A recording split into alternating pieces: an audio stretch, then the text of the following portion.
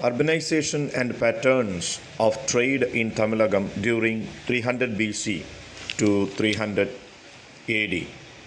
The articles of trade. The Pattupattu refers to long distance trade in pearls, chank, bangles, tamarind, fish, germs, and horses. Those specific items of export and imports are not always clearly distinguished. Tamil സാഹിത്യമായിട്ടുള്ള പത്തുപാട്ട് എന്ന് പറയുന്ന കൃതിയിൽ long distance ട്രേഡിലൂടെ കൈമാറ്റം ചെയ്തിട്ടുള്ള വസ്തുക്കളെക്കുറിച്ച് പരാമർശിക്കുന്നുണ്ട്. പേൾസും ശംഖ്, bangles, അതുപോലെ ടാമറിൻ്റെ, fish, Gems, horses എന്നിവയൊക്കെ exported ആയിട്ടുള്ള ഇമ്പോർട്ടൻ്റുമായിട്ടുള്ള ഉൽപ്പന്നമായിട്ട് സൂചിപ്പിക്കപ്പെടുന്നു. ഇതിൽ ഏതെല്ലാമാണ് കൃത്യമായി ഇറക്കുമതി ചെയ്തവ, കയറ്റുമതി ചെയ്തവ എന്ന് വ്യക്തമായി അടയാളപ്പെടുത്തിയിട്ടില്ല എങ്കിലും ഇവയെല്ലാം കൈമാറ്റം ചെയ്യപ്പെട്ടിട്ടുള്ള ഉൽപ്പന്നങ്ങളാണ് എന്ന് പറയുന്നു. The transit goods route to Roman empire, some of which also entered the internal exchange of Tamilagam, were spikenard from the Ganga region, silk from China, tortoise shell from Southeast Asia, and the islands near in Kerala coast. ഇതിൽ പ്രധാനമായിട്ട് കൈമാറ്റത്തിന് ഉപയോഗിച്ചിട്ടുള്ള ചരക്ക് വസ്തുക്കൾ എന്ന് പറയുന്നത് Roman സാമ്രാജ്യത്തിലേക്ക്, അതുപോലെ ആഭ്യന്തര വ്യാപാരത്തിൻ്റെ ഫലമായിട്ട് തമിഴകത്ത് നിന്ന് മറ്റ് ആഭ്യന്തര, പ്രധാനമായും ഇന്ത്യക്കകത്തുള്ള പ്രദേശങ്ങളിലേക്ക്, സ്പൈക്നാഡ് ഫ്രം ഗംഗ റീജിയനിൽ നിന്ന് സ്പൈക്നാഡ് സുഗന്ധദ്രവ്യ വസ്തുക്കളാണ്. അതുപോലെ ചൈനയിൽ നിന്നുള്ള സിൽക്ക്, ടോട്ടോയിസ് ഷെല്ലുകൾ സൗത്ത് ഏഷ്യൻ രാജ്യങ്ങളിൽ നിന്ന്, കേരള കോസ്റ്റിൽ നിന്ന് അല്ലെങ്കിൽ കേരളത്തോട് ചേർന്ന് കിടക്കുന്ന ദ്വീപുകളിൽ നിന്നുള്ള ഉൽപ്പന്നങ്ങൾ റോമൻ സാമ്രാജ്യത്തിലേക്ക് കൈമാറ്റം ചെയ്യപ്പെട്ടിട്ടുണ്ട്. The Tamil anthology Pattuppattu mention most of the item transit and terminal trade. കൈമാറ്റ വ്യാപാരത്തിന് ഉപയോഗിക്കപ്പെട്ട ഉൽപ്പന്നങ്ങളെ കൃത്യമായി അടയാളപ്പെടുത്തിയിട്ടുണ്ടായിരുന്നു തമിഴ് കാവ്യ സമാഹാരമായിട്ടുള്ള പത്തുപാട്ടിൽ. ഇതൊരു സംഘകാല സാഹിത്യമാണ്. When the transcontinental silk route like China with the West become inoperative due to the disturbance caused by Parthian movements in Central Asia around the 1st century BC. Many of the goods including silk were being deflected along with the ports on western coast, the Coromandel through the Southeast Asian ports. Silk route എന്നറിയപ്പെടുന്നത് നമുക്കറിയാം. ചൈനയിൽ നിന്നുള്ള വസ്തുക്കൾ, പ്രത്യേകിച്ച് silk വസ്ത്രങ്ങളും സംഭവങ്ങളും ഒക്കെ south east രാജ്യങ്ങളിലേക്കും മെഡിറ്ററേനിയൻ രാജ്യങ്ങളിലേക്കും കൈമാറ്റം ചെയ്യപ്പെട്ടിരുന്ന പ്രധാന വാണിജ്യപാതയായിരുന്നു സിൽക്ക് റൂട്ടെന്ന്. എന്നാൽ പാർത്തിയൻ ഭരണത്തിൻ്റെ ഇടപെടൽ മൂലം ഈ സിൽക്ക് റൂട്ട് താൽക്കാലികമായി തടസ്സം നേരിട്ടു. സെൻട്രൽ ഏഷ്യ പാർത്തിയൻസിൻ്റെ ഭരണത്തിൻ്റെ കീഴിലായതോടുകൂടി AD 1-ാം നൂറ്റാണ്ട്, അല്ല BC 1-ാം നൂറ്റാണ്ടിൽ എന്ന് പറയാം. അങ്ങനെ സിൽക്ക് അടക്കമുള്ള പല വസ്തുക്കളും ഈ പറയുന്ന സൗത്ത് ഏഷ്യൻ രാജ്യങ്ങളിലേക്ക്, മെഡിറ്ററേനിയൻ രാജ്യങ്ങളിലേക്ക് എത്തിപ്പെടാൻ കഴിയാത്ത അവസ്ഥ വന്നപ്പോൾ ഇത്തരം വസ്തുക്കൾ പിന്നീട് കൊറമാൻഡൽ തീരത്തിലൂടെ ആയിരുന്നു സൗത്ത് ഈസ്റ്റ് ഏഷ്യൻ പോർട്ടുകളിലേക്ക് എത്തിയിരുന്നത്. For this Indian and Malay vessels must have been used to transport the merchandise from Malacca straight to the Coromandel coast, from where the Greek ships collected them. Indian കപ്പലുകളും മലായ് കപ്പലുകളും ഒക്കെ ഇത്തരം merchandise ഗുഡ്സുകൾ Coromandel കോസ്റ്റിൽ എത്തിക്കുകയും അവിടെ നിന്ന് Greek ഷിപ്പുകൾ ഇത് collect ചെയ്യുകയും ചെയ്തു എന്നാണ്. The source and direction from which these articles came are not often known or mentioned in Tamil text. എന്നാൽ എപ്രകാരമാണ്, എവിടെ നിന്നാണ് ഇത്തരം വസ്തുക്കൾ വന്നിരുന്നത്, ഏതെല്ലാം വസ്തുക്കളാണ് എന്നുള്ളതൊന്നും കൃത്യമായി ഈ സംഘകാല സാഹിത്യങ്ങളിൽ പരാമർശിക്കപ്പെട്ടിരുന്നില്ല. സിൽക്ക് കെയിം ഫ്രം ചൈന ഇത് Periplus of the Erythraean Sea എന്ന് പറയുന്ന ഗ്രന്ഥത്തിൽ പലതവണ പരാമർശിക്കപ്പെട്ടതാണ് എന്നുള്ളതുകൊണ്ട് നമുക്കറിയാം ചൈനയിൽ നിന്ന് തന്നെയാണ്. One brought to the Ganga Valley from where it may have reached the Tamilagam and entered the internal circuit of exchange as a gift to Panar and Pulluvar. Silk Ganga വാലിയിൽ എത്തപ്പെടുകയും അവിടെ നിന്ന് തമിഴകത്തിലേക്ക് എത്തപ്പെട്ടു എന്നാണ് പറയപ്പെടുന്നത്. അത് ഇൻറ്റേർണൽ സർക്യൂട്ട് വഴി ആഭ്യന്തരമായ വാണിജ്യപാതയിലൂടെയുമായിരിക്കാം, അല്ലെങ്കിൽ പാണർ പുള്ളുവർ എന്ന് പറയുന്ന വിഭാഗക്കാർക്ക് സമ്മാനമായി ലഭിക്കപ്പെട്ടതിലൂടെയും തമിഴകത്ത് എത്തിയതായിരിക്കാം എന്ന് കരുതപ്പെടുന്നു. The spices a major item of export had to their sources in western hills Kerala, Kuttanad, but increasing demand necessitated their import from Southeast Asia to be shipped to the west from Coromandel coast. സുഗന്ധവ്യഞ്ജനങ്ങൾ പ്രധാനമായും കയറ്റുമതി ചെയ്യപ്പെട്ടിരുന്നൊരു വിഭവമാണ്. Western hill, കേരളത്തിലെ പശ്ചിമഘട്ടങ്ങൾ, അതുപോലെ കുട്ടനാട് എന്നീ പ്രദേശങ്ങളിൽ നിന്ന് south east ഏഷ്യയിലേക്ക് കോറമാൻഡൽ തീരത്തിലൂടെയായിരുന്നു ഈ സുഗന്ധവ്യഞ്ജനങ്ങൾ കൈമാറ്റം ചെയ്തിരുന്നത്. Fragrant woods available indigenous the hilly region south India. South ഇന്ത്യയിലെ മലമ്പ്രദേശങ്ങളിൽ കണ്ടുവന്നിരുന്ന ഫ്രാഗ്രൻ്റ് വുഡ്സ്, ചന്ദനമടക്കമുള്ള മരങ്ങളാണ്. അതുപോലെ ഇവർ also part of transit trade south east Asia. Argatic muslin, said earlier, were demanded in Roman world. റോമൻ ലോകത്ത് ഏറ്റവും കൂടുതൽ ഡിമാൻഡഡ് ആയിട്ടുള്ള വസ്തുവായിരുന്നു അർഗാട്ടിക് മുസ്ലിൻ എന്നുള്ളത്. Due to increasing demand, Tamilakam imported Kalagam and Kalingam from Burma and Orissa respectively. ഇനി തമിഴ് ലോകത്ത് ഏറ്റവും കൂടുതൽ ഡിമാൻഡ് ഉണ്ടായിരുന്ന വസ്തുക്കളായിരുന്നു കളകം ആൻഡ് കലിംഗം എന്നറിയപ്പെടുന്ന ഒരു പ്രത്യേക തരം കോട്ടൺ വസ്ത്രങ്ങളായിരുന്നു. ഇത് തമിഴകത്തിലേക്ക് ഇമ്പോർട്ട് ചെയ്യപ്പെട്ടത് ബർമയിൽ നിന്നും ഒറീസയിൽ നിന്നുമായിരുന്നു. കോട്ടൺ ഫാബ്രിക് ഫ്രം മധുരൈ, ഇത് അർത്ഥശാസ്ത്രത്തിൽ പരാമർശിക്കപ്പെടുന്ന ഒരു ഘടകമാണ്. മധുരയിൽ നിന്നുള്ള കോട്ടൺ തുണിത്തരങ്ങൾ, അതിൽ മുസ്ലിം ഫ്രം ഉറയൂർ, തുഹിൽ എന്നറിയപ്പെടുന്ന വളരെ നേർത്ത ഒരു കോട്ടൺ വസ്ത്രങ്ങളാണ്. 32 varieties of cotton fabrics it was mention in Silappatikaram. സിലപ്പതികാരത്തിൽ പ്രത്യേകം പരാമർശിക്കപ്പെടുന്ന 32 വൈവിധ്യമായ കോട്ടൺ നൂലുകളുണ്ട്.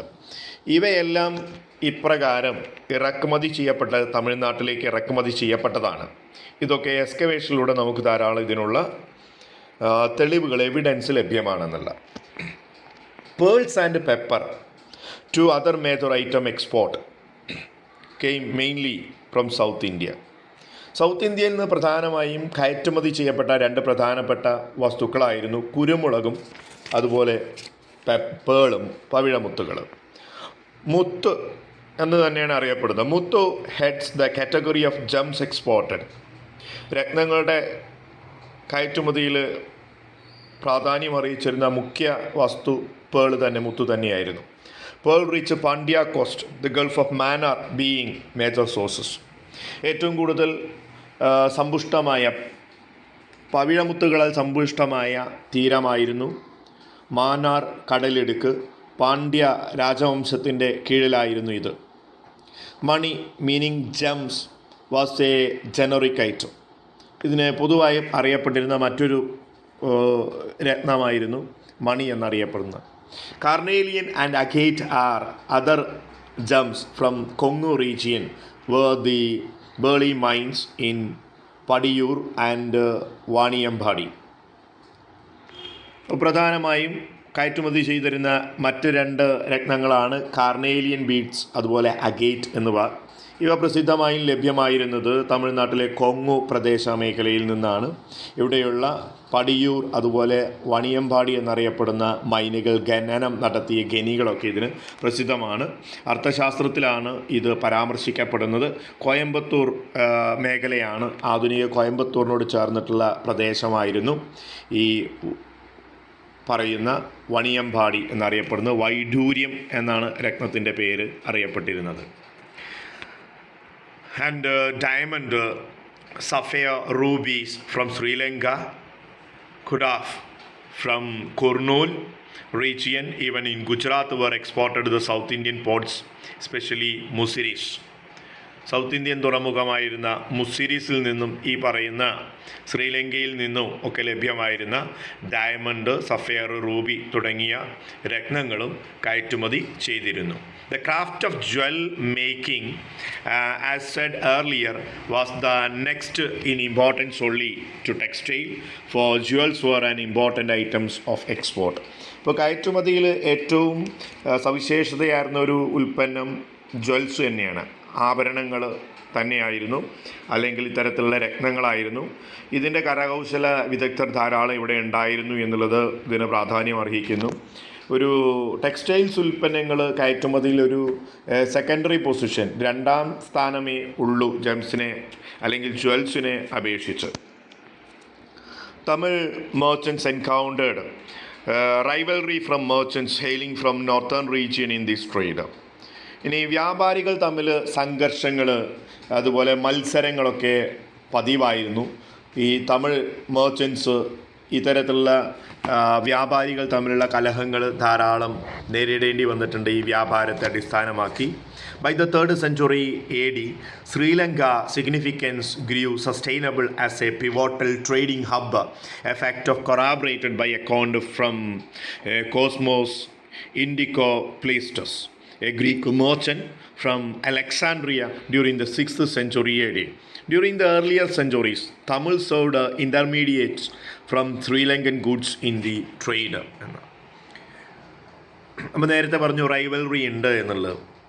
അപ്പോൾ ശ്രീലങ്ക ഒരു പക്ഷേ AD 3-ാം നൂറ്റാണ്ടോട് കൂടിയൊക്കെ വ്യാപാരത്തിന് കൂടുതൽ, ട്രേഡിന് കൂടുതൽ അല്ലെങ്കിൽ എക്സ്പോർട്ടിന് കൂടുതൽ പ്രാധാന്യം അറിയിക്കുന്ന ഒരു കേന്ദ്രമായി മാറി. പ്രധാനമായും ഗ്രീക്ക് merchants, അലക്സാണ്ട്രിയയിൽ നിന്നുള്ള ഗ്രീക്ക് merchantsന് അങ്ങനെ ഒരു മേധാവിത്വം നേടിയെടുക്കാൻ സാധിച്ചു എന്നുള്ള.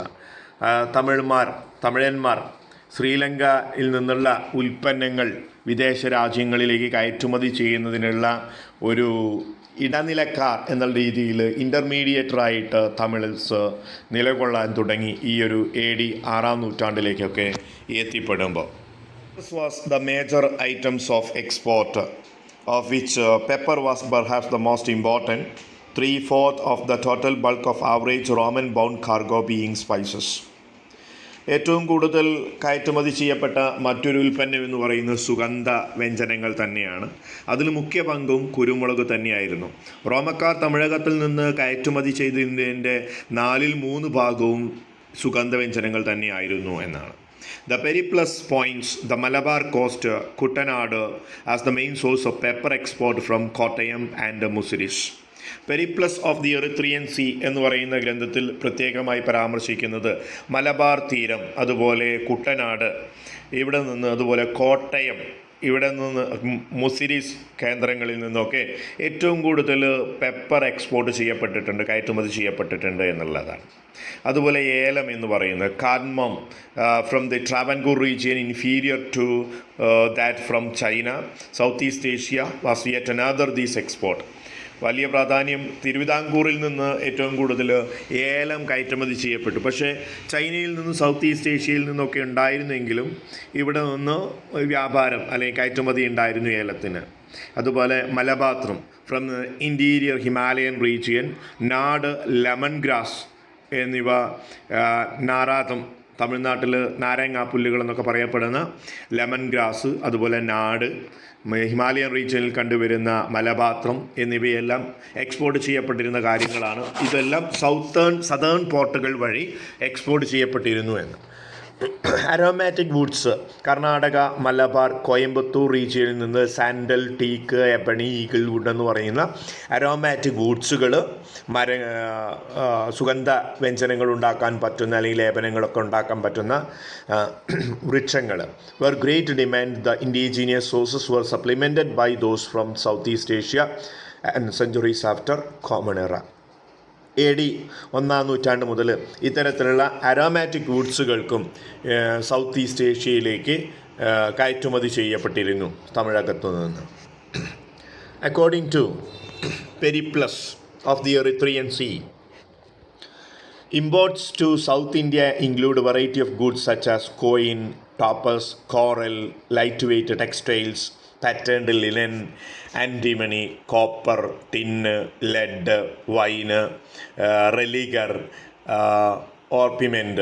ഇങ്ങനെ ധാരാളം സാധനങ്ങൾ സൗത്ത് ഇന്ത്യയിലേക്ക് ഇമ്പോർട്ട് ചെയ്യപ്പെട്ടതുണ്ട് എന്നാണ് Periplus of the Erythraean Sea എന്ന് പറയുന്നത്. കയറ്റുമതി മാത്രമല്ല, ധാരാളം വസ്തുക്കൾ ഇറക്കുമതി ചെയ്യപ്പെട്ടിട്ടുണ്ട്. അതിൽ തുണിത്തരങ്ങളുണ്ട്, കോയിനുകളുണ്ട്, ഇത്തരം ഒരുപാട് വസ്തുക്കൾ, കോപ്പറും ടിന്നും ലെഡും തുടങ്ങിയ ലോഹങ്ങൾ, വൈന്, ഇത്തരത്തിലുള്ള സുഗന്ധലേപനങ്ങൾ, റോമൻ ലോകത്തിൽ യൂസ് ചെയ്തിരുന്ന സുഗന്ധലേപനങ്ങളൊക്കെ ഇവിടേക്ക് ഇറക്കുമതി ചെയ്യപ്പെട്ടിരുന്നു. Additionally wheat was imported from Greco Roman population in Tamil port. Tamil തുറമുഖങ്ങളിൽ തമ്പടിച്ചിരുന്ന, ഇവിടെ സെറ്റിൽമെൻ്റ് ആയിരുന്നു ഒരുപാട് ഗ്രീക്കോ റോമൻ ആളുകൾ ഉണ്ടായിരുന്നു. അവർക്ക് വേണ്ടിയിട്ട് ധാരാളം ഇന്ന് വീറ്റ് ഇമ്പോർട്ട് ചെയ്യപ്പെട്ടിരുന്നു എന്നുള്ളതും. Roman wine was the most sought after items of consumption by the ruling urban elite stated in ഈ റോമക്കാർക്ക്, പ്രത്യേകിച്ചും റോമിൽ നിന്ന് കൊണ്ടുവന്നിട്ടുള്ള വൈന് എന്ന് പറയുന്നത് തമിഴകത്തിലെ റൂളിംഗ് ഭരണ മേഖല അല്ലെങ്കിൽ പ്രഭുക്കന്മാർ അവരേറ്റവും കൂടുതൽ ഉപയോഗിച്ചിരുന്നു എന്ന് തമിഴ് സാഹിത്യത്തിൽ പ്രത്യേകിച്ചും പറയപ്പെടുന്നുണ്ട്. സാഹിത്യത്തിൻ്റെ പേര് പുരാണാനുരു എന്നാണ് സാഹിത്യത്തിൻ്റെ പേര്. ഈ സാഹിത്യത്തിൽ പറയപ്പെടുന്നതാണ് റൂളിംഗ് അർബൻ സൊസൈറ്റി, നഗര കേന്ദ്രീകൃതമായ സമൂഹമൊക്കെ ഗ്രീക്ക് റോമിൽ നിന്ന് ഇറക്കുമതി ചെയ്യപ്പെട്ടുള്ള വൈൻ ഉപയോഗിക്കപ്പെട്ടിരുന്നു എന്ന്. അതുപോലെ ഡിമാൻഡായിട്ടുള്ള മറ്റൊരു വസ്തുവാണ് യവന ലാമ്പുകൾ എന്ന് പറയുന്നത്. Yavana lamp was favoured to em. യവനന്മാർ ഉപയോഗിച്ചിരുന്ന, അവർ നിർമ്മിക്കപ്പെട്ടിരുന്ന ലാമ്പ് വിളക്കുകൾ ഇവിടെ ഇമ്പോർട്ട് ചെയ്യപ്പെട്ടിരുന്നു, അത് ഉപയോഗിച്ചിരുന്നു. Roman coin also came to large quantity. റോമക്കാരുടെ ഇൻഫ്ലുവൻസ് ഉണ്ട്, അവരുമായിട്ടുള്ള ട്രേഡ് ഉണ്ടെന്നുള്ളതുകൊണ്ട് തന്നെ റോമൻ കോയിനുകൾ ഇവിടെ ഉപയോഗിക്കപ്പെട്ടിരുന്നു. Tamil Nadu though it had access the gold mine in Karnataka seems to have used Roman gold both bullion and for ornaments എന്ന. തമിഴ്നാടിനോട് ചേർന്നാണ് കർണാടകയിലെ സുവർണ ഖനികളുണ്ട് എന്നുള്ളതുകൊണ്ട് കർണാടകയിൽ നിന്നുള്ള സ്വർണ്ണ നമുക്ക് ലഭ്യമാവുന്നു എന്നുള്ളതും, അതുകൊണ്ട് റോമൻ സ്വർണ്ണങ്ങൾ പലപ്പോഴും നമ്മൾ ആഭരണങ്ങളും മറ്റും നിർമ്മിക്കുന്നതിന് വേണ്ടി, സീലുകൾ, മുദ്രകളൊക്കെ നിർമ്മിക്കുന്നതിന് വേണ്ടി ഉപയോഗിക്കപ്പെട്ടിരുന്നു. അതുപോലെ ഇറക്കുമതി ചെയ്യപ്പെട്ട കാര്യങ്ങളാണ് horses sourced from Arab countries were transported to Tamil port. കുതിരകൾ എന്ന് പറയുന്നത്, ഈ കുതിരകളെ അറബ് രാജ്യങ്ങളിലേക്ക് എന്ത് ചെയ്യപ്പെട്ടിരുന്നു, കയറ്റുമതി ചെയ്തിരുന്നു തമിഴ്നാട്ടിലെ തുറമുഖങ്ങളിൽ നിന്ന് എന്നും പരാമർശിക്കപ്പെടുന്നുണ്ട്. അപ്പോൾ ഇത്രയുമാണ് തമിഴകത്തു നിന്നുള്ള ആർട്ടിക്കിൾസ് ഓഫ് ട്രേഡ്സ് എന്ന് പറയുന്ന കയറ്റുമതി ചെയ്തതും ഇറക്കുമതി ചെയ്യപ്പെട്ടതുമായിട്ടുള്ള ഉൽപ്പന്നങ്ങൾ അല്ലെങ്കിൽ വിപണന ചരക്കുകൾ എന്നറിയപ്പെടുന്നത്.